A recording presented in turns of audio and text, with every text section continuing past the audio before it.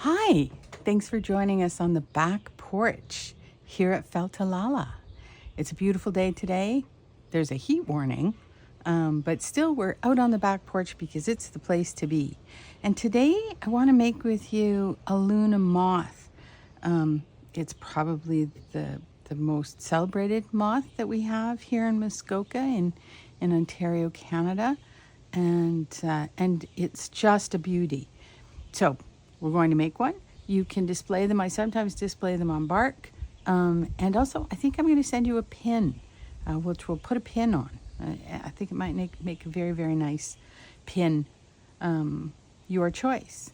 So the Luna Moth is about 3.5 to 4 inches in wingspan. And my guy here is coming in at 4.5 in the widest point. So maybe we'll make him a little bit smaller. What I have sent you is this lovely green that I have from a Canadian mill. And I highly recommend Canadian wool. The Canadian wool industry is in trouble, so we should support it. And also, it's the best wool for felting. Certainly for other things, the wool from Australia and New Zealand has really taken over the industry. It's soft and it's silky, and it does make lovely things. I do buy it, but not for felting. For felting, I want Canadian wool. Different companies call wool different things.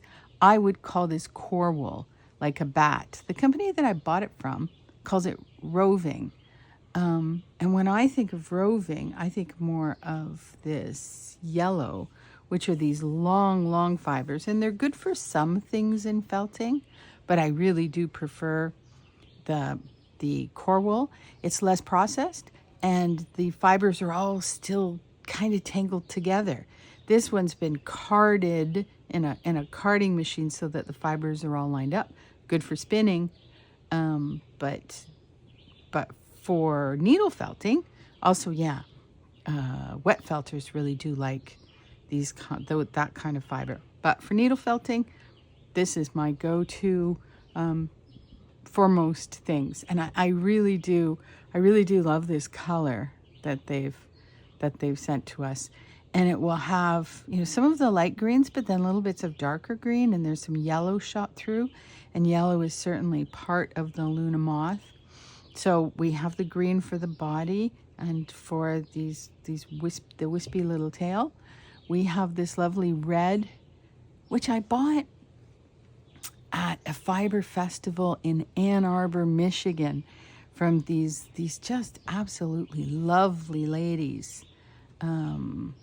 And I really like this red. I like it too because it has different tones in it. So this is going to be the outline pieces. There are bits of yellow for that kind of antenna piece and inside of these 4 marked pieces, and then along the edges here. And we have a nice wool bat for that center body. So really it's 4, no, it's 5.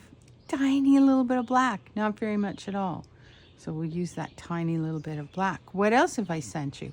I've sent you a silicone sponge pad, which is great for initial projects. It works really well, and the fibers release from it in a way that I like. As you get more into it, you might want to purchase a wool buddy. I love mine. I use it all the time. But this is definitely going to work for you. I've sent you 2 needles.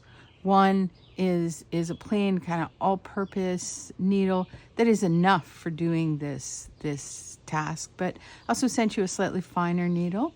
You can use both of them for any piece of it. I suspect you might be new to felting, so I think you're going to break one. I hope you don't. 2 things you don't want to do: break your needles, stab yourself. But I did both an awful lot when I started, so just in case you break one, I sent you 2. And I sent you different ones so you can try them out a little bit. So that's what you have, and let's get started on our Luna Moth. So I think first step here will be we're going to create those wings and that body separately. So let's create that body. A little bit of white for the center, not a lot. I'm going to use a skewer to get that body started. Let's get that body started. Okay, how long is it? That's about 3 inches. And we said we're going to make him a little smaller. So I think about there is going to be fine.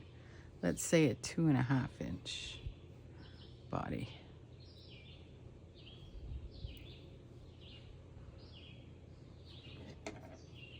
If you find little pieces of debris in your wool, that will happen because it comes from sheep. I find their product is fairly clean, most of it, but there might be little bits.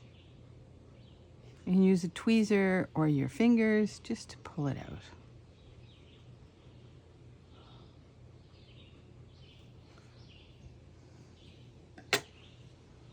Okay, yeah, I think that will do it. So I roll the wool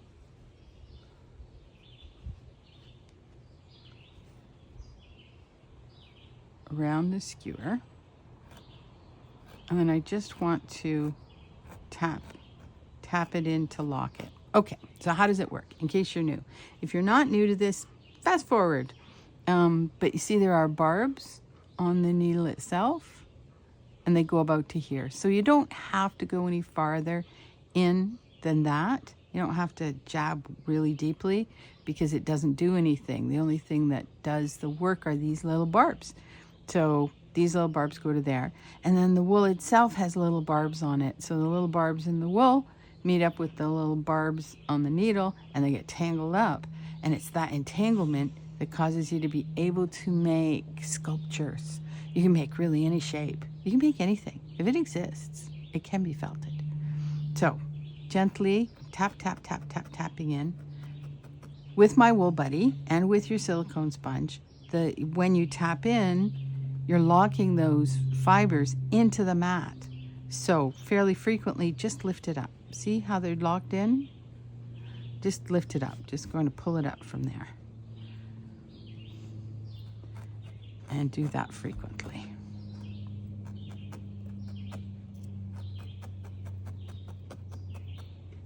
Pull it up.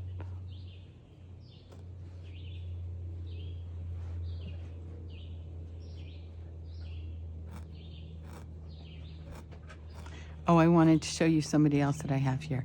This is another moth. It's a rosy maple moth. And this is not this size because rosy maple moths are, I think, the smallest of the silk moths. So he's really only about this big, which would be a challenge to get the details in if you were making him that small. So I made him quite large and detailed, and it's lovely. And I will make a video for this. I have not done it yet, but hopefully you'll see that product with our products soon. Ooh, rosy maple moth.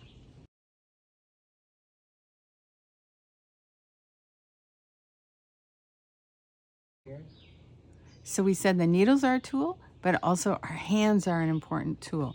So I'm just going to felt this with the friction of my hand. I'm going to twist it before I take it off. That's better like that. I'm going to twist it.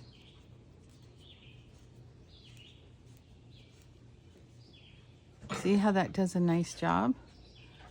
Tangling those fibers up, holding it together. The moisture from your hand helps too. Okay, so I'm just pull it off. So you see it's longer than the one that I made. I want a thinner end on one side and a thicker end on the other. So I think I'm going to use this side, seems to be thinner here, and then fold this over, and that's going to give me a thicker top.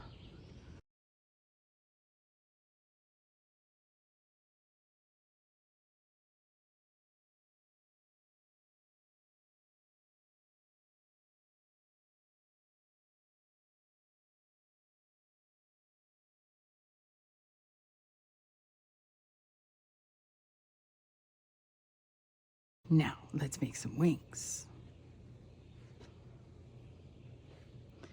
When we look at this fellow, we see that underneath you have this shape, and then the second wing on the top. So I think we should begin with the underneath.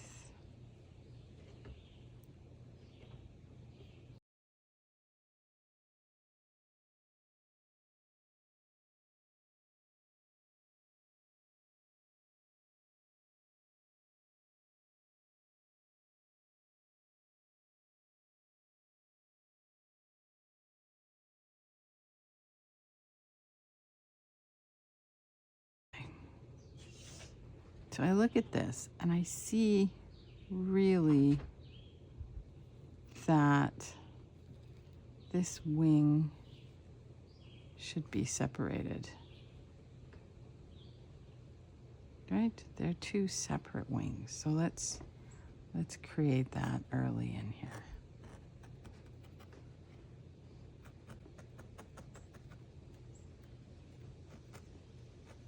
You see at this stage, because it's just lightly felted, it will rip for you easily, and that's going to give us this.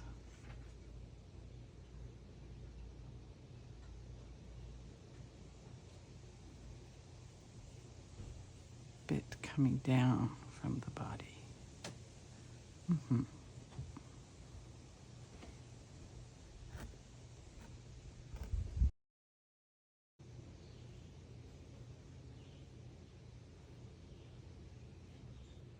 And from here comes this kind of twisty tail.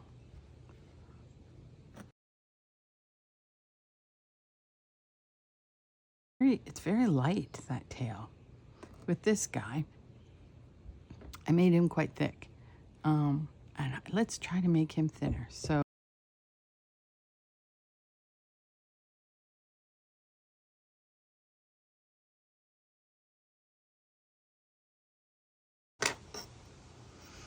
if the length top to bottom is 3 inches and the tail is 3 inches, length of this to this and this to this, that seems appropriate to me. Be careful lifting it up, because again, to make him thin like that, it's delicate. So I don't want to break it when I lift it up.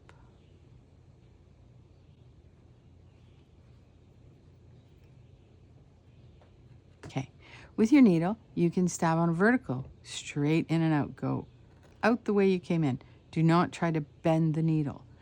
You can go horizontally, as long as you're going straight in and out, and you can go on a diagonal. But keep going in the same direction. If you try to bend it, you're going to break it.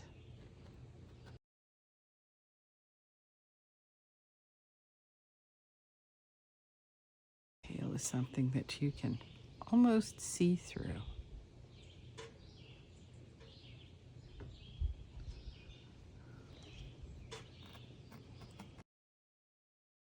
Let's make a second one.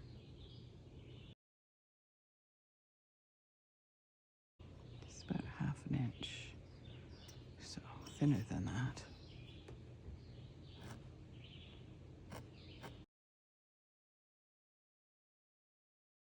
Let's pull this one up.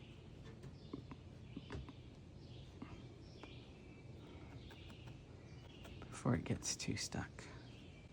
Just a few taps and a pull when you're working on something this delicate.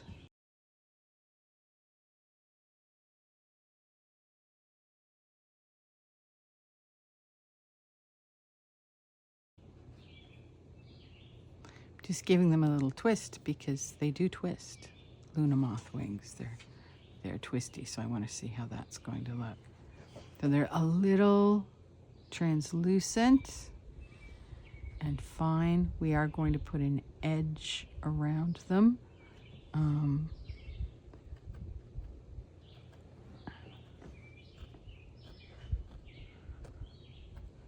Let's work them in just a little bit more.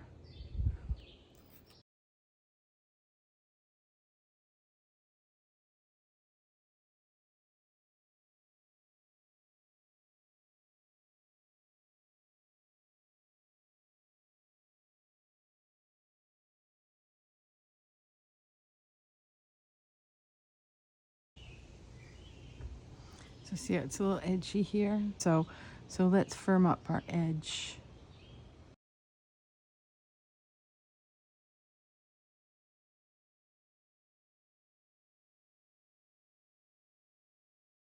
I'll keep working on these edges.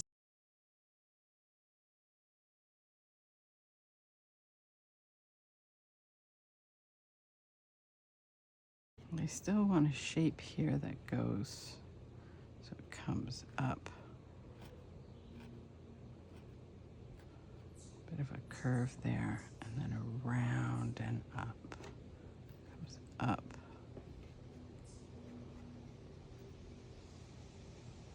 And around and over.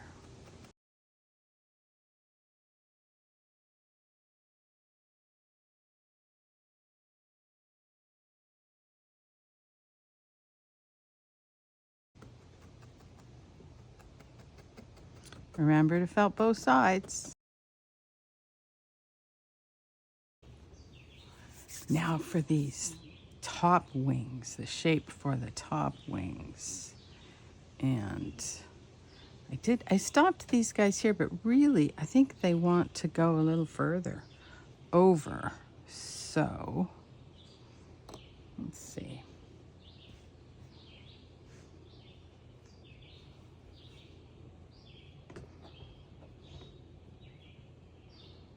Let's take two pieces the same size.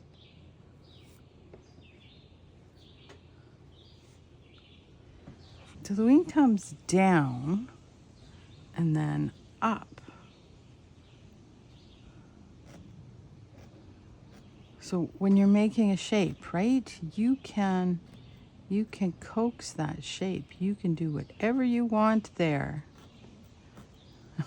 I say it once in every video, so here it is. In a world where you have so little control, you have a little control over this.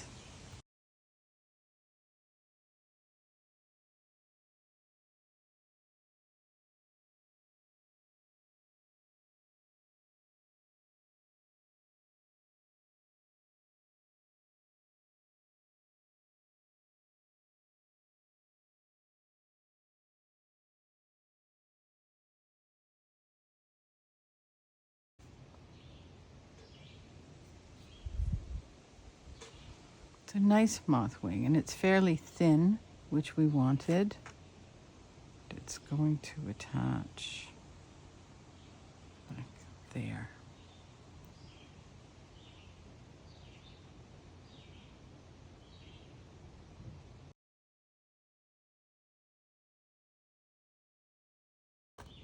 Okay. Now, on the other side, it's going to be like this. So can I use this as my template for my second one? Go here, round up to here, put up there.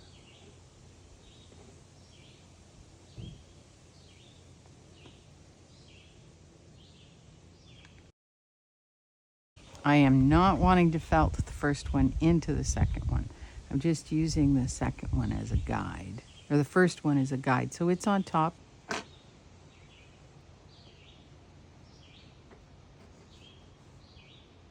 And see what I'm doing? I'm holding it.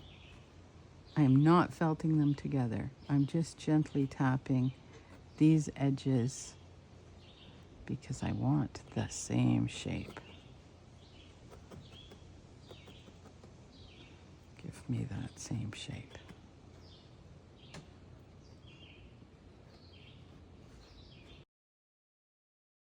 Hands. Kind of push this guy into shape.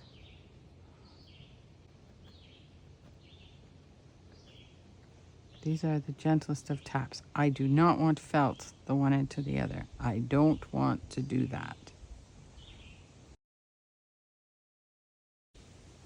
So do I have the same line here? This bottom has to come out just a little bit more. And up around to there. Pretty much the same. But then not. So let's reverse.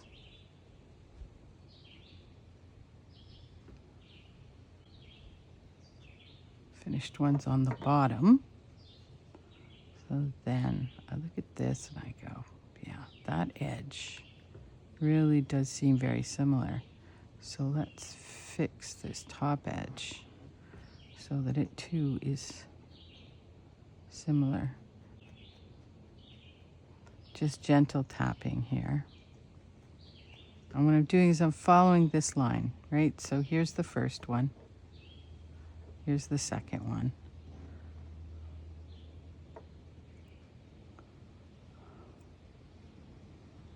And I'm just very gently tapping that in place. I'm pulling this up because I want a little bit more there. Okay.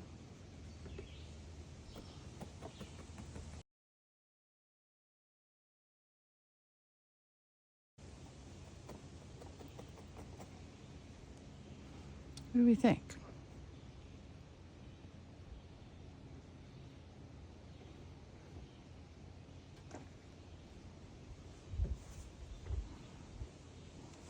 This here needs to be a sharper line for sure. Be very gentle when you do this, particularly if you're new, because this kind of horizontal or this kind of tapping into your fingers is a really good way to get stabbed. So if you just do the lightest of touches. See, I just stabbed myself. But it didn't really hurt because I was using the lightest of touches. Okay, that gave us a better line for sure. Coming down, this line coming up still needs some work. And then up here, height, and then we're going to pull this down a little bit more.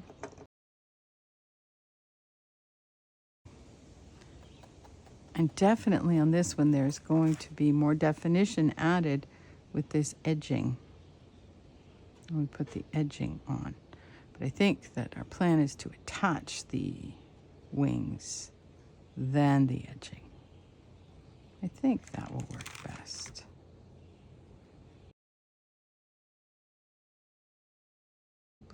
Probably he's a bit too long. Just going to shorten him just a tiny bit.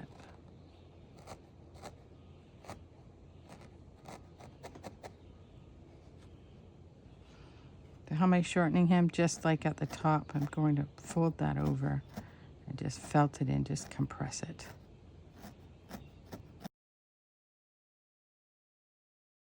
He doesn't look exactly like my original, but he does look more like a Luna Moth you might see in the wild. You'd be very lucky if you see one in the wild, that's for sure. Okay, so to attach this, here's an example of where we're going to be a little more robust, because I want to go through here. I want to attach these fibers to these underside fibers, right, by going through. So I'm going to use the non-painted, larger, more robust needle for that. I'm going to pull it, and I'm going to come at it from this side too. And I don't have to go in very far on this side, right? I just have to go through the width of those wings, which we made on purpose, not very thick.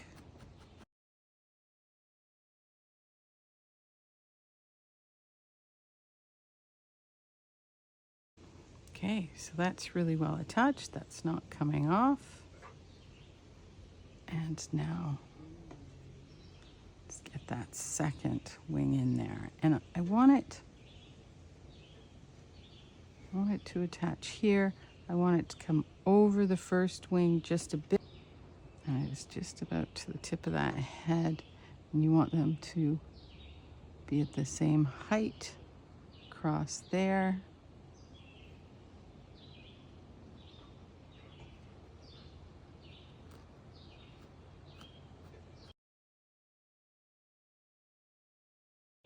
And I am going to attach him a bit to the wing below him just for stability. Yes, yes.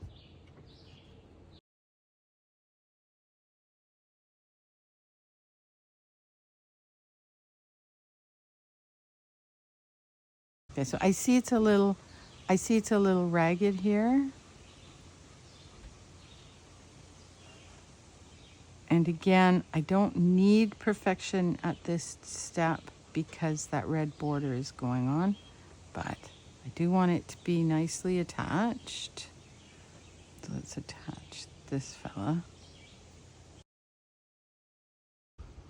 here, and I'm going to pull him up because I want that wing up there a little bit more.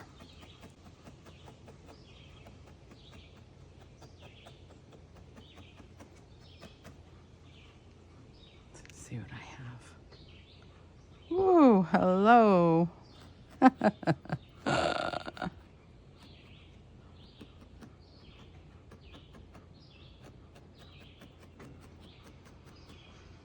Okay.